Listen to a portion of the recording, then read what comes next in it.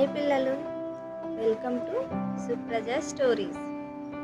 ఈరోజు ఒక మోరల్ స్టోరీతో మీ ముందుకు వచ్చాను. అనగనగా ఒక అందమైన అడవిలో ఒక నక్క, ఒక కుందేలు నివసించేవి. అయితే నక్క జిత్తులు మారిది. ఒకరోజు నక్కకు చాలా ఆకలిగా ఉంటుంది.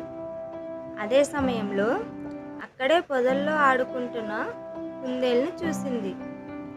నక్క స్నేహితంగా నటిస్తూ కుందేలుతో మాట్లాడింది. మనిద్దరం పరిగెత్తే ఆట ఆడుకుందామా అని అడిగింది. కుందేలు తెలివిగా ఆలోచించి ఇలా అంటుంది, సరే కానీ గెలిచిన వాడికి బహుమతి ఉండాలి అని అన్నది. ఆట మొదలైంది. కుందేలు చకచకా పరిగెత్తింది. నక్క వెనక నెమ్మదిగా వచ్చింది. కుందేలు ఇదే అదుని అనుకొని వెంటనే తన ఇంట్లోకి వెళ్ళిపోయింది. నక్క చిన్నగా వచ్చింది.